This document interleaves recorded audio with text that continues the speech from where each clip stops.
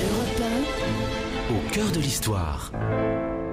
À l'occasion de l'exposition Coluche à l'Hôtel de Ville à Paris jusqu'au 7 janvier 2017, une exposition dont Europe 1 est partenaire, vous rendez hommage aujourd'hui à celui qui a été l'humoriste préféré des Français. Bonjour Franck. Bonjour Carole, bonjour à tous. Je suis d'autant plus heureux, d'autant plus ému de le faire que nous sommes ici dans le studio Coluche et en compagnie d'une des voix majeures d'Europe 1, compagnon de cette belle aventure de la solidarité selon Coluche, Laurent Cabrol, qui est avec nous cet après-midi.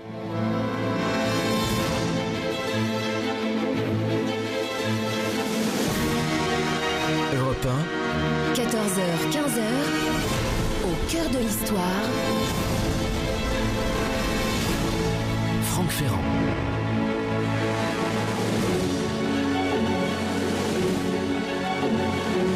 Moi qui suis un peu un enfant des années Coluche, vous savez, je me souviens de ces sketchs que nous écoutions quasiment en boucle en cours de récréation sur des lecteurs de cassettes, ça nous faisait rire.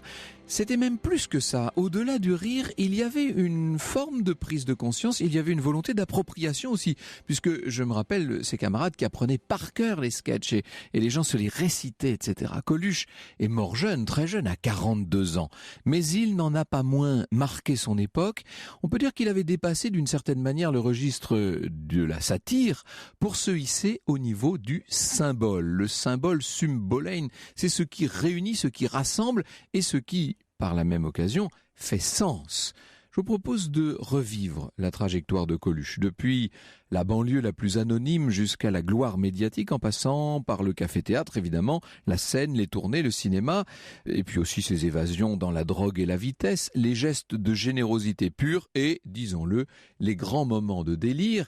Et puisque Laurent Cabrol est avec nous, nous revivrons ensemble l'aventure Europe 1 de Coluche, qui n'a somme toute pas duré longtemps, mais qui a profondément marqué les consciences, au point, voyez, qu'on célèbre dignement ce 30e anniversaire. Alors, Coluche, Michel Colucci, pour prendre son vrai nom, est né dans le 14e arrondissement de Paris. Seulement, il a très vite vécu de l'autre côté du périph', dans la banlieue sud de Paris, à Montrouge. C'est ce qu'on peut appeler, surtout à l'époque, une banlieue difficile. Il était né, Coluche, c'est très important d'en être conscient, le 28 octobre 44. Vous imaginez, il est l'incarnation même de cette génération de l'après-guerre. Il naît au moment de la libération, cette génération qui ne connaîtra jamais la guerre, ça c'est très important, qui n'aura connu que la paix, si l'on accepte évidemment les conflits de la décolonisation, et notamment la guerre d'Algérie, qui quand même a joué un rôle, mais en tout cas c'est cette génération dite du baby-boom qui va être sans doute incontestablement la plus nombreuse de l'histoire de France, mais aussi peut-être la plus heureuse. Le père de Michel, Honorio Colucci, était peintre en bâtiment, mais il est mort très très jeune, à 31 ans, à une époque où Coluche n'a que 3 ans. Il a une grande sœur, Danielle, qui a 2 ans de plus que lui, et leur mère, Simone, que tout le monde appelle Monette dans le quartier, va devoir élever seule ses 2 enfants. Elle est employée chez un fleuriste. Autant dire qu'avec ses 2 enfants, la pauvre, dans ces années d'après-guerre, elle a un peu du mal à joindre les 2 bouts, et la pauvreté va marquer non seulement l'enfance de Michel, mais évidemment va définitivement déteindre sur sa vision du monde et sur sa vision de la vie. Il est marqué. Il faut l'imaginer avec sa bande de copains, se passionner, comme tous ces enfants du baby-boom, pour les rockers, cette musique qui arrive, le rock qui arrive des États-Unis, la pop qui arrive d'Angleterre. Il se passionne aussi pour les sports mécaniques. Et voilà ce qu'il dira. À Montrouge, t'as pas le choix. Ou t'es ouvrier, t'as une femme et un 2 pièces cuisine avec frigidaire sur cour, ou t'es délinquant avec vue sur les cheminées d'usine depuis la tôle. Un jour, moi, j'ai décidé de devenir intelligent. Qu'est-ce que c'est que devenir intelligent? On va le comprendre. En tout cas, dans son esprit, c'est d'abord sortir de cette banlieue. Alors, il faut vivre quand même. Il a eu son certificat d'études. Il dira le contraire, Coluche. Il passera son temps à dire, moi, j'ai même pas le certif. Mais c'est pas vrai. Il a eu son certificat d'études en juin 1958 et il va enchaîner les petits boulots. Télégraphiste, fleuriste, comme sa mère, marchand de légumes, livreur, manutentionnaire, garçon de café. Un peu tout ça en même temps, hein. On voit bien cette jeunesse de la du milieu fin des années 60 qui fait ce qu'elle peut, en quelque sorte. Il est inquiéteur d'immeubles pour le compte d'une entreprise de sécurité. On était toute une équipe, racontera-t-il. On sonnait à une porte et on demandait « Monsieur Berthier ?» Alors la personne répondait « Non, c'est pas ici ». Les gens crevaient de peur sans qu'on fasse rien de répréhensible. Et ensuite, un mec de la boîte passait pour vendre une porte blindée, dit-il. C'est un travail de baron, on pourrait appeler ça. Alors, il y a quand même le service militaire, parce qu'à l'époque, il y a un service militaire, il est appelé sous les drapeaux. Ce service, d'ailleurs, il va être prolongé dans son cas pour inconduite, ça surprend pas grand monde, et puis, assez vite, il va se rapprocher, j'allais dire, géographiquement des artistes. On est dans cette fin des années 60 où le mouvement hippie est en train de gagner. On n'est pas encore tout à fait en mai 68, ça va pas tarder. D'ailleurs, il ne participera pas, lui, à ce mouvement de mai 68. Coluche, c'est pas pour lui. La petite révolution des étudiants bourgeois du quartier latin, évidemment, ça lui est même carrément étranger. Lui, il est déjà sur les terrasses des cafés, à chanter Vian, à chanter Ferret, Bobby Lapointe, etc. On va bientôt le voir dans des petits cabarets où se produisent à la même époque Moustaki le Forestier, Higelin, etc. C'est pas encore la grande rencontre. Comment suis-je devenu artiste ? Demandait-il. Si j'avais rencontré Picasso, je me serais sûrement mis à la peinture à ce moment-là. Seulement moi, j'ai rencontré Romain Bouteille. Et voilà le nom qu'il faut se prononcer et retenir. Romain Bouteille, le personnage clé, en quelque sorte le bon génie, tout celui qui en tout cas va tout déclencher avec son imagination folle, cette envie qu'il a de créer un nouveau type de spectacle. Eh bien, grâce à l'énergie de Michel, on peut dire que le rêve de Romain Bouteille va se concrétiser. Dès 69, c'est l'ouverture du tout premier café-théâtre de cette génération à Paris. On s'appelle le Café de la Gare, au passage d'Odessa. Ça va devenir évidemment un lieu tout à fait mythique, avec déjà toute une troupe. On trouve là Miu Miu, Patrick Devers, Henri Guibet, etc., qui à l'époque sont sinon inconnus, disons en tout cas très peu connus. Michel apprend beaucoup au contact de tous ces gens-là et bien sûr de Romain Bouteille. Ce que j'ai pas piqué à Romain Bouteille, dit-il, c'est lui qui me l'a appris. Il y a deux caractères forts là, bien sûr. Michel et Romain ne s'entendent pas toujours, les relations sont orageuses. D'ailleurs, Coluche va quitter le Café de la Gare. On peut dire Coluche maintenant parce que c'est le nom de scène qu'il a adopté. Il va faire un petit peu de théâtre, un petit peu de télé.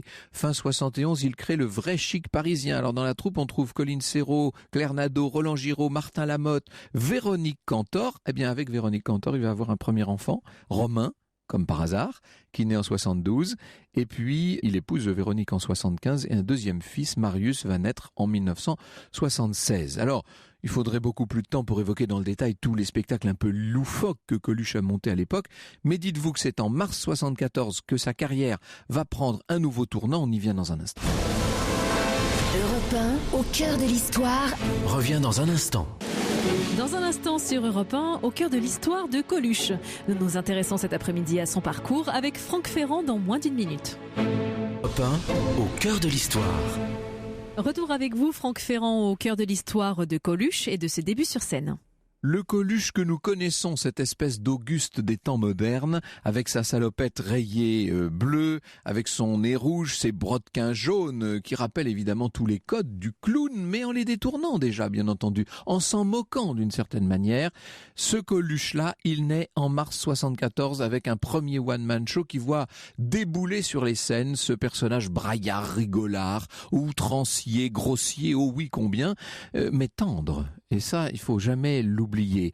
Coluche va très vite symboliser toute la détresse anonyme d'une génération un peu paumée, qui se trouve rejetée de plus en plus loin des centres-villes cultivés, loin des lieux qui comptent. C'est très intéressant de voir ce qui se passe, parce que, évidemment, que derrière Coluche, il va bientôt y avoir des impresarii importants. Je pense à Paul Lederman, Claude Martinez, etc., qui vont tout changer. Mais il y a aussi une sorte de dialogue, c'est plus qu'un dialogue, il y a une espèce de lien qui se crée très vite avec toute une génération vaguement à la dérive. Or, c'est là que la petite histoire rejoint la grande, si je puis dire.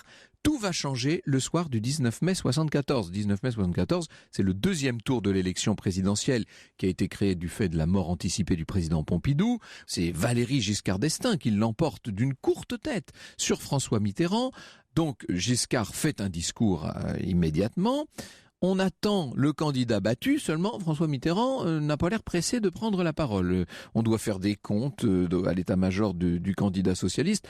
Bref, son intervention n'interviendra que vers 23h. Et vous imaginez l'ennui des producteurs de la télévision de l'époque. Comment faire avec ce candidat Mitterrand qui n'intervient pas? Giscard a parlé très vite, Mitterrand n'intervient pas. Donc entre les deux, on demande à Guy Lux d'occuper le monde. Et c'est comme ça qu'il va envoyer un sketch Le sketch, c'est l'histoire d'un mec et vous imaginez que les 3/4 de la France sont devant leur télé ce soir-là. Et les gens vont se prendre, si je puis dire, ce personnage, ce Coluche qu'on ne connaissait pas encore, ils vont se le prendre en pleine face. Alors, Coluche, évidemment, c'est le comique, c'est etc. Mais en même temps, on sent tout de suite qu'il y a derrière une sorte de revendication, ou en tout cas, si ce n'est pas une revendication, une forte critique sociale, qui va très vite le ranger dans le rang des satiristes, d'ailleurs. Alors, les sketchs, on les connaît, tous ceux qui vont suivre dans les années 75-76, Gérard l'autostoppeur, le clochard analphabète, et camarade, t'as pas 100 balles, je me marre, la publicité, etc. Le fameux tube de l'été 75, le Schmilblick, tout ça emprunté d'ailleurs à Guy Lux. Il a un air rondouillard plutôt accueillant, Coluche, un peu à la Raymond DeVos, si l'on peut dire, mais alors pas du tout le caractère classique de Raymond DeVos, quelque chose de beaucoup plus grinçant, disons-le, de pas très flatteur dans le miroir qu'il tend à cette époque et à cette génération. C'est vrai que la France des années 70 est encore prospère malgré le premier choc pétrolier de 73, mais il y a aussi dans cette France pompidolienne et maintenant giscardienne, il y a une vraie misère matérielle et culturelle que Coluche va donner à voir, littéralement. Il faut en être conscient de ça. Alors on dit il est cruel. Ben oui, il est sans doute cruel. Ce qui est cruel, finalement, c'est pas Coluche lui-même, c'est la société qu'il donne à voir. Voilà ce que dira Frédéric Dard dans un très bel article paru dans France Soir en 1975 et qui s'appelle « Coluche ma coqueluche ». Les critiques, un peu partout, reprochent à Coluche sa cruauté, écrit Frédéric Dard, le père de San Antonio. Le mot revient fréquemment dans les articles qui lui sont consacrés. On le souhaiterait plus chaud, plus humain. Mais mon Dieu, il n'est que cela, Coluche, chaud et humain, ô combien impitoyable parce qu'il est triste de la misère du monde, ce sublime Gugus. Quel beau titre, entre parenthèses, pour une biographie de Coluche, ce sublime Gugus. Il ne fait pas l'unanimité, Coluche. Et ça aussi, je me le rappelle, moi, à titre personnel. Il n'y a pas que des fans. Bien sûr que les gens rient et même pleurent de rire devant leur télé. Mais il y en a beaucoup aussi qui râlent, qui éteignent la télé, qui envoient des lettres. Voilà un personnage qui ne fait pas du tout l'unanimité. Et lorsqu'il arrive à Europe 1 en 1978, avec cette émission qui passe de 15h à 16h30 à l'époque, qui s'appelle « On n'est pas là pour se faire engueuler », allusion à Vian bien entendu, eh bien, c'est une révolution qui ne passe pas très bien. Le présentateur, au départ, en plus, est littéralement pétrifié par le trac. Il a peur des Blancs, ce qui fait qu'il a tendance à parler tout le temps, même quand les micros sont coupés. Et puis, disons-le, Europe 1, vous êtes tous bien placés, chers auditeurs, pour le savoir, reste une radio privée qui vit de la publicité et les annonceurs, la régie publicitaire sont pas très contents puisque Coluche passe son temps à dézinguer les annonces, à se moquer des publicités, etc. et des marques. Certes, il fait de très bonnes audiences, mais il agace beaucoup le public et finalement, ce ton provocateur va contribuer à le faire renvoyer. Très vite. En février 80, il va faire une nouvelle tentative, cette fois sur les ondes d'RMC, de midi à 13h. Le contrat était de 3 mois. Oui, sauf qu'au bout de quelques jours, on lui dit, écoutez, si vous voulez bien, on va s'en tenir là. on va en rester là. Soyons tranquilles. Donc, Coluche va avoir des difficultés. Et c'est à cette époque-là qu'il a cette idée de présenter sa candidature à l'élection présidentielle. Alors au départ, c'est une blague, si vous voulez, mais c'est une blague qui bientôt va mal tourner. Le 30 octobre 80 au théâtre du Gymnase, devant un immense parterre de journalistes, voilà ce qu'il déclare. Sa candidature s'appelle Bleu, Blanc, Merde. Le ton est donné, si je puis dire. J'appelle les feignants, les crasseux, les drogués, les alcooliques, les pédés, les femmes, les parasites, les jeunes, les vieux, les artistes, les taulards, les gouines, les apprentis, les noirs, les piétons, les arabes, les français, les chevelus, les fous, les travestis, les anciens communistes, les abstentionnistes convaincus, tous ceux qui ne comptent pas pour les hommes politiques à voter pour moi. Tous ceux qui ne comptent pas, voilà bien le public de Coluche. Chante Boris Vian sur Europe 1, on n'est pas là pour se faire engueuler. Restez avec nous, la suite d'Au cœur de l'histoire consacrée à Coluche, c'est dans un instant. Europe 1, au cœur de l'histoire, revient dans un instant. Europe Au cœur de l'histoire. 1, Franck Ferrand. Et nous sommes au cœur de l'histoire d'un mec, celle de Coluche, qui en 1981 décide de se présenter à l'élection présidentielle. Ah bien sûr, les journalistes rient dans la salle du théâtre du Gymnase lorsque Coluche présente sa candidature à l'élection présidentielle de 81. Mais il y en a beaucoup qui ne rient pas. D'abord, tous les journalistes ne rient pas, loin de là. Et puis surtout, dans les états-majors politiques, on s'inquiète même beaucoup parce que ce pseudo-candidat pour la rigolade est tout de même crédité de 12 à 16% d'intention de vote selon les sondages. Vous imaginez la catastrophe pour la classe politique classique, si je puis dire. Et là, ça va commencer. Les pressions, les menaces, et les menaces sévères, jusqu'à ce que, en avril 81, Coluche décide de retirer sa candidature. Alors, c'est l'époque où il va pas bien, disons-le. Il a tendance à fuir de plus en plus dans la drogue. Il montre un personnage qui se veut autodestructeur. Il s'est séparé de sa femme. Il devient sans doute plus profond, oui, mais aussi beaucoup plus cynique. Il ne cache plus vraiment cette fragilité qui apparaît sur les grands écrans, parce qu'au cinéma, avec Ciao Pantin, en 84, il sera d'ailleurs César du meilleur acteur, mais dans d'autres films, je pense à 2 heures moins le quart avant Jésus-Christ, etc., dans Banzai, Coluche montre cette fragilité de plus en plus. On peut pas citer tous ces films, Dagobert, Le fou de guerre, La vengeance du serpent à plumes, etc. En tout cas, il est devenu une sorte de star, une icône pour toute cette génération des baby-boomers qui se retrouvent incroyablement en lui et qui est heureuse sans doute de le retrouver en juillet 1985 sur l'antenne d'Europe 1, dans une émission d'été matinale d'abord, et puis à partir de septembre, l'après-midi avec Maryse. L'émission s'appelle « Il y en aura pour tout le monde ». Là encore, le ton est donné. On peut dire que grâce à la radio, c'est une nouvelle relation que Coluche instaure avec le public. Alors, dans cette radio de la rue François 1er, il y a une voix que vous connaissez évidemment par cœur, c'est celle de Laurent Cabrol. Bonjour Laurent Cabrol. Bonjour Franck. Merci beaucoup d'être avec nous pour évoquer ce Coluche que vous avez vu débarquer en 85 ? C'est-à-dire que c'est une rencontre géographique, parce qu'en fait, la rédaction ici à Europe 1 est au premier étage, et au rez-de-chaussée, vous avez les programmes. Et Coluche faisait partie des programmes. Moi, je travaillais à ce moment-là avec un monsieur que l'on connaît très bien, notre ami Pierre Bonte, et je parcourais la France pour Bonjour Monsieur le maire, pour Le Bonheur est dans le pré, et le bureau que nous avions était le bureau voisin contigu de celui de Coluche. Et je reviens justement d'un mot sur l'élection présidentielle, parce qu'il avait effectivement énormément de suffrages dans les sondages, mais il n'avait pas les signatures de maire. Et juste comme nous faisions, nous, le Tour de France pour les émissions de Pierre Bonte, il nous avait demandé d'aller quêter auprès des maires pour avoir les signatures pour qu'ils puissent se présenter, parce qu'il lui fallait ces fameuses 500 signatures. Et croyez-moi, c'était impossible d'avoir les signatures. Évidemment, voilà. Mais là, vous aviez fait un peu le démarcheur, en quelque sorte. J'ai fait le démarcheur. En même temps, c'est à ce moment-là que j'ai rencontré Coluche et que une certaine connivence s'est établie entre nous. Je ne vais pas parler d'une amitié, ce serait un peu présomptueux, parce que je suis l'envers de Coluche. Moi, je suis en rural, je suis un agriculteur, je suis de la terre, et lui, c'est l'homme des banlieues. C'est l'homme des déracinés, en fait. Il a des plaisirs que je n'ai pas. Enfin bref, mais on s'entendait très bien parce qu'on était justement voisins de bureau, et c'est là où, disons, notre histoire peut être une histoire entre nous. Une chanson écrite et interprétée en 1978 qui critique les chansons engagées des années 70. C'était Misère par Coluche. À suivre sur Europe 1, au cœur de l'histoire de Coluche. Restez bien avec nous. Europe 1, au cœur de l'histoire. Revient dans un instant. Au cœur de l'histoire. Sur Europe 1. Vous nous parlez cet après-midi, Franck Ferrand, de Coluche avec votre invité Laurent Cabrol, journaliste à Europe 1. La radio dans laquelle Coluche fait un deuxième passage en 1985, parce qu'il ne faut pas oublier il avait fait cet essai pas très concluant en 1978. Quand je dis pas très concluant, l'émission avait été un gros succès en 78. Gros succès, mais bien sûr, les putains cons, les viens ma poule et tout ça, ça ne passait pas. C'est pas tellement le ton européen, il faut le dire. Ni le ton d'Europe 1, ni le ton de la radio d'ailleurs. Oui, bien sûr. Alors, il revient en 85. Est-ce qu'il s'est un peu assagi en 85 C'est-à-dire que quand il arrive à Europe 1, il y a déjà l'élection présidentielle est passée. Il ne faut pas oublier qu'il y a eu quand même des menaces de mort à son encontre. Oui, bien sûr, pour cette élection présidentielle, ça l'a beaucoup touché. Ensuite, il est allé passer 6 mois en Guadeloupe pour se débarrasser de ses mauvais penchants, on va dire ça comme ça. Et il revient.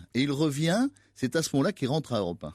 Alors, Il revient assagi, j'allais dire. Oui, Philippe Gildas m'a raconté que pendant tout le temps où il était à la Guadeloupe, il continuait à appeler Gildas, qui donc dirigeait les Europe 1 à l'époque, et en lui disant « J'ai des idées pour toi, j'ai un truc formidable, je fais une revue de presse, etc. » Et Philippe Gildas lui disait « Oui, mais la revue de presse d'où ? Ah ben je resterai là-bas, on va installer une ligne. » Ce qui paraissait comme un peu difficile avec le décalage horaire et le décalage d'espace, tout simplement, d'aller faire une revue de presse depuis l'autre bout du monde. Mais en tout cas, depuis la Guadeloupe, il n'a jamais vraiment quitté le lien avec Gildas et avec Europe 1. Ce qui fait que quand il revient, on pourrait presque dire que sa place est toute faite ici. Il va d'ailleurs faire cette espèce de plage sur le trottoir d'Europe 1 pour l'été 85. Oui, mais du sable, il fait livrer 2 tonnes de sable et puis il se met sur le trottoir d'Europe 1.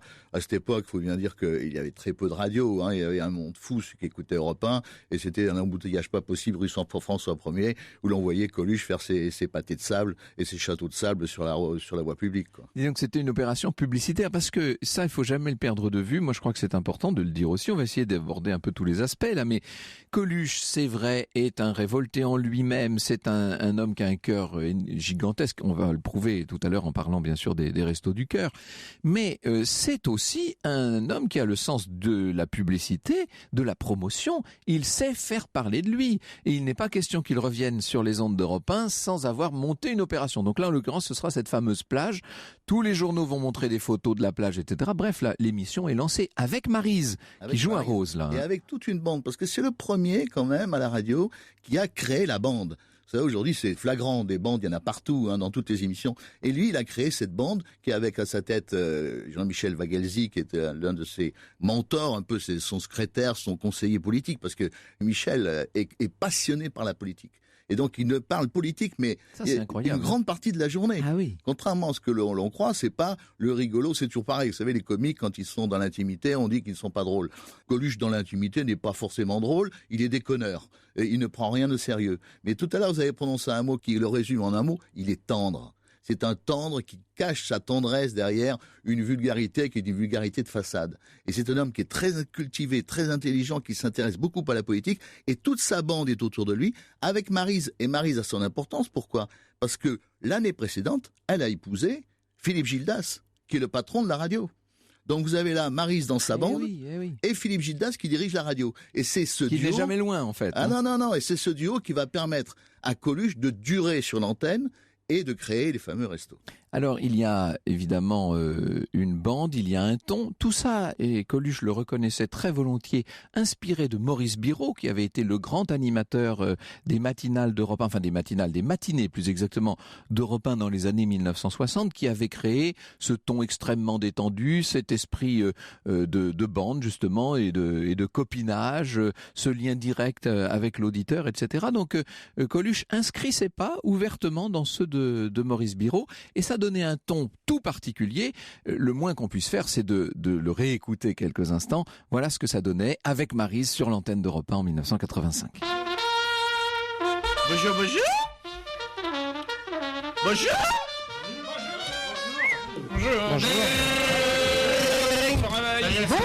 Bonjour tout le monde. Putain, il est temps qu'on se casse, il roupille là-dedans. Ah ouais. J'ai au moins 1 mois et demi que vous dormez. Ah ouais. Oh les garçons, oui. Ah ouais. La fille, non, la fille dort pas. Qui est énervée, la fille dort pas, non. Elle est remontée, mon vieux. Il fait beau, vous avez vu le temps ? Ouais, fait doux. Il fait un temps formidable. D'ailleurs, c'est pas de saison, je me demande même, c'est pas exagéré. On va le payer après. On va le payer. On va le payer plus tard. On va le payer au mois d'août. Ça va être dégueulasse, il va faire un temps pourri. Faut se méfier. Surtout que la droite est revenue, ça sera plus comme avant, il y aura même plus de mois d'août, il paraît. Ça va être terminé, vous n'aurez pas le droit aux vacances. Bon, alors à part ça, dans l'actualité d'aujourd'hui, qu'est-ce qu'on a trouvé ? Qui c'est qui a le pompon ? Il y en a un qui est bien. Il y a un cambrioleur qui avait braqué Cartier, le magasin de bijoux, qui s'est fait arrêter au bureau de vote. Mais qu'il a été voté, l'autre il a dit mais dites donc, attendez voir, machin, vous seriez pas cambrioleur ? Si, c'est moi, pourquoi ? Eh bien je vous arrête. Oh merde. De cendrer. Elle riait beaucoup, Maryse. Tout le monde riait. C'était franchement, comme aurait dit Coluche, c'était la franche déconnade. Ouais. Vous savez, Maryse travaillait l'année précédente avec Michel Drucker.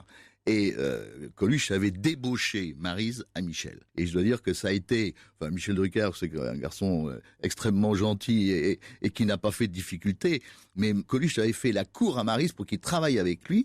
Il y avait mais vraiment déversé des tonnes de fleurs devant sa porte pour qu'elle vienne travailler avec, disait-il, le gentil Mimi. Parce que il était revenu de Guadeloupe avec cette nouvelle image qu'il voulait imposer, le gentil Mimi. C'était plus le farceur, c'était le gentil Mimi. Et ça, Maryse était très touchée et donc elle est venue travailler avec lui et ce duo a fait merveille. Et entre parenthèses, c'est assez fort d'être capable comme ça d'enfin montrer le côté tendre, le côté même un peu fragile du personnage qui jusqu'alors avait beaucoup donné dans le cynisme, il faut le dire. Vous savez, quand vous alliez chez lui le soir, il y avait d'abord la table, il y avait 200 personnes, j'exagère, mais enfin il y avait 15-20 personnes, table ouverte, vous aviez un panier au milieu de la table avec des billets de banque, et puis ceux qui avaient besoin d'argent se servaient. Incroyable. Voilà. Mais vraiment, ça m'a complètement suffoqué. Ça, c'était du côté du parc Montsouris, dans le sud de Paris. Alors, il y a bien entendu, le 25 septembre 85, le fameux mariage, le pseudo-mariage avec Thierry Leluron, très en avance sur son temps. L'idée, à l'époque, c'est de se moquer du mariage surmédiatisé d'Yves Mourouzi, qui était pas très bien passé, il faut le dire. Le mariage a lieu à Montmartre, et justement, pour Europe 1, comme j'étais en quelque sorte le correspondant de Coluche, on m'a demandé d'aller faire le reportage. Et j'ai fait le reportage de ce mariage de Coluche avec Thierry Leluron. C'était désopilant. On était dans une salle de peut-être 100 mètres carrés, il devait y avoir 3000 personnes. Enfin, c'était ahurissant. Et ça, c'était uniquement dans le but d'enquiquiner Yves Mourouzi. Alors on va justement entendre un extrait de ce mariage de Coluche et de Thierry Leluron. Mesdames et messieurs, actuellement, mon épouse prend la pose, les mains sur la nuque, l'une sur la nuque, l'autre sur les fesses. Ah, décrit le caleçon. Le caleçon est en dentelle blanche de chez Poupette. Vous trouvez le même en cuir, 13 rue de Rivoli. Il est en nylon. Alors ça vient. La jarretière est toujours pendante. Il n'y a pas que la jarretière qui soit pendante. Eddie Barclay s'affaire. Le striptease a commencé. Bon alors, qu'est-ce que c'était la question? Est-ce que c'est vraiment l'homme idéal? Oui, parce que d'abord, c'est un... Vous savez, Thierry et moi, on est, comme, par rapport au comique et à la politique, on passe l'un après l'autre. Quand le gouvernement est de droite ou quand le gouvernement est de gauche, comme ça, on mélangera nos deux payes et on pourra travailler toute l'année, vous voyez. Déjà, donc ça en fait l'homme idéal. Et puis, il est très doux, il est très gentil, puis il est très drôle. Et puis c'est lui qui a eu l'idée, surtout il m'a demandé en mariage. Je fais le bon choix. Je tiens à le dire publiquement, c'est Thierry qui a eu l'idée du mariage. Évidemment, le mariage surmédiatisé de Coluche et de Thierry Leluron. Il faut imaginer ce Coluche complètement grimé, il est travesti. Travesti en femme. Ouais. Et en marié. Et en marié. Ouais. Et Thierry Leluron était le monsieur, et lui était la dame. Donc évidemment, ce mariage va redonner à Coluche une sorte de virginité en termes de médiatisation. On ne parle plus que de lui là pendant 2 jours et il va en profiter. C'est ça qui est assez remarquable, c'est que il ne fait pas ça gratuitement. Il ne laisse pas retomber l'émulsion. Au contraire, il profite de la circonstance. Le mariage était le 25 septembre. Eh bien, dès le 26, il va lancer ce fameux appel sur les ondes d'Europe 1. Alors, il dit tout simplement, j'ai une petite idée comme ça, si des fois il y a des marques qui m'entendent, je ferai un peu de pub tous les jours. S'il y a des gens qui sont intéressés pour sponsoriser une cantine gratuite, on pourrait commencer par faire ça à Paris. Une cantine gratuite, c'est-à-dire qu'il s'agit de créer une banque alimentaire, voilà, en fait, non? La cantine du cœur, c'est le premier nom des Restos du Cœur. En fait, Coluche avait réalisé quelques semaines avant, la fameuse chanson avec les 80 artistes français sur SOS Éthiopie. Et les auditeurs, au téléphone, disaient « C'est bien gentil de parler de la famine en Éthiopie, mais chez nous aussi on a faim. » Et c'est ça qui lui a donné l'idée de lancer, et je me souviens très bien, parce que à la fin de l'émission, il rentrait dans le bureau, et puis il disait « Ah, t'as vu tous ces gens qui nous appellent en disant qu'ils ont faim, mais c'est incroyable, pourquoi on fait pas quelque chose quand je pense que y a des gens qui crèvent de faim et qu'on délaisse tant de surplus aux portes des magasins. » Eh bien, on vient dans un instant à la création des Restos du Cœur, cher Laurent Cabrol. Europe 1, au cœur de l'histoire, revient dans un instant. Europe 1, au cœur de l'histoire. Franck Ferrand, vous recevez ici à Europe 1 aujourd'hui Laurent Cabrol, témoin privilégié de la création des Restos du Cœur. Quand vous dites que Coluche se plaignait justement de cette misère, c'était dans l'open space, il faisait du bruit. Comment était-il en dehors du micro, en dehors du studio? Quel camarade de jeu était-il, si je puis dire? C'était un joyeuderie sérieux. C'est-à-dire que on n'avait pas l'impression qu'il préparait les émissions. Il avait toute une équipe autour de lui qui lui préparait. Et il passait en coup de vent. Il allait toujours d'un endroit à l'autre, il n'était jamais stable, ni rien. Sa grande folie, c'était de prendre sa voiture, il avait une voiture américaine bariolée, et d'aller d'un endroit à l'autre, d'aller retrouver ses copains, etc. Dans l'intimité du travail... Il venait à moto aussi parfois. Hein. Alors, oui, sa moto, bien sûr. Il garait sur le trottoir. Et sans casque. Combien de fois combien de fois j'ai vu arriver sans casque, on râlait comme des fous. Et disons que dans son bureau, il avait l'impression de ne jamais vous voir, mais il savait ce que vous faisiez. Par exemple, moi, je venais pour parler des Restos du Cœur avec lui, au bout d'un certain temps, il me mettait sur la table, il me disait, tiens, l'enfoiré, c'est pour toi. Et puis, c'était un magnifique cadeau qu'il me faisait. Mais il voulait pas de merci, il voulait rien, hop, il repartait. On a l'impression, quand on vous entend, que c'était un peu un coup de vent, quoi, en fait. Hein, c'était un coup de vent.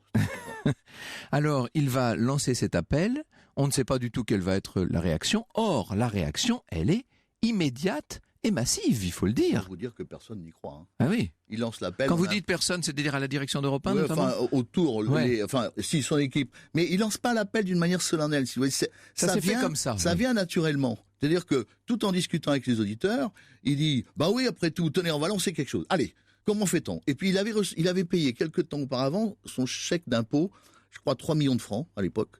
Et il avait fait le calcul qu'il avait 3 millions de francs d'impôts, il pouvait nourrir 200 000 personnes. Ah oui, c'était plus intéressant. Alors, il disait, mais c'est incroyable qu'on ne puisse pas faire quelque chose, donc on va lancer quelque chose. Tenez, vous qui nous écoutez, vous qui êtes des industriels, si vous ne savez pas que faire de vos produits, amenez-les-nous. Mais alors ici, on était submergés, on ne savait plus les mettre, parce que tout le monde a pris... Parce que les gens ont apporté ça carrément rue François Ier. Oui.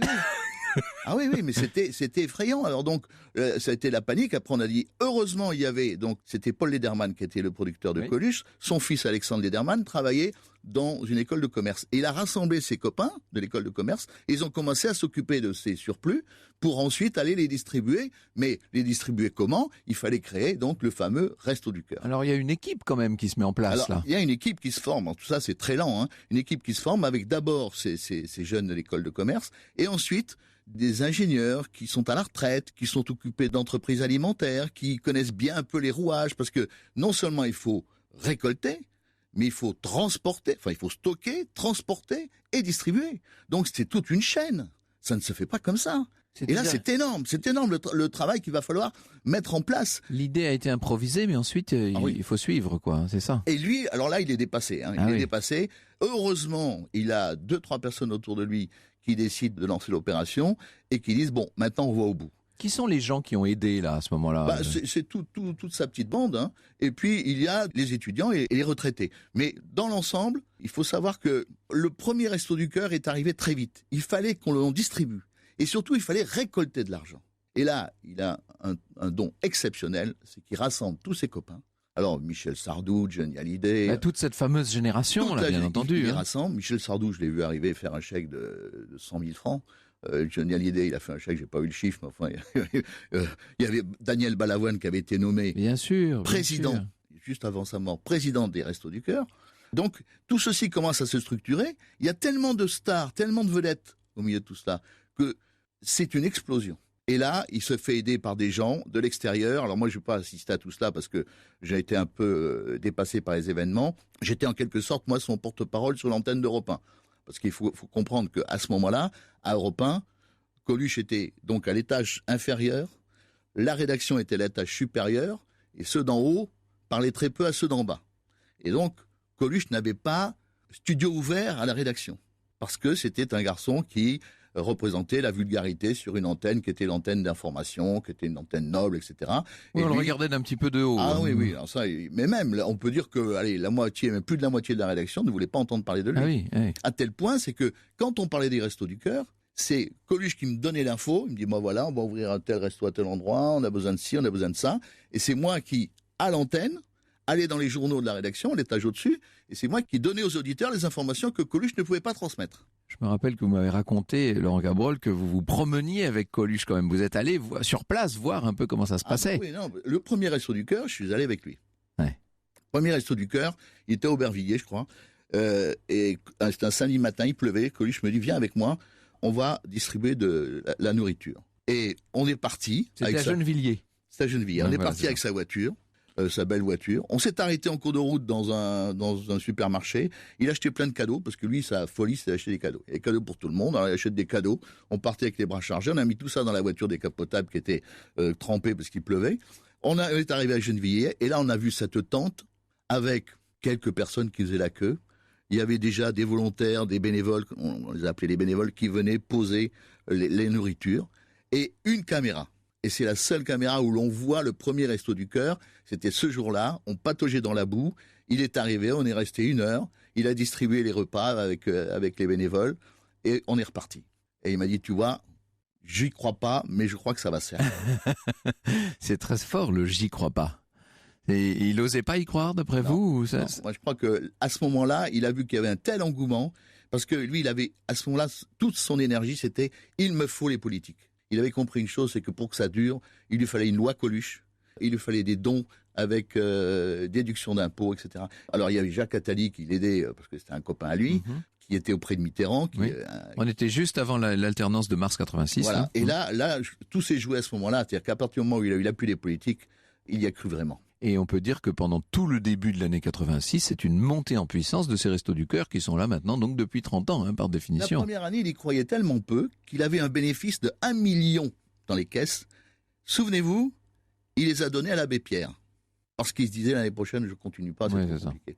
C'est très important de le dire, parce qu'on a l'impression que tout ça a été monté et décidé de prime abord. Ce n'est pas le cas. Ça s'est fait sur le tas, peu à peu, et ça a survécu.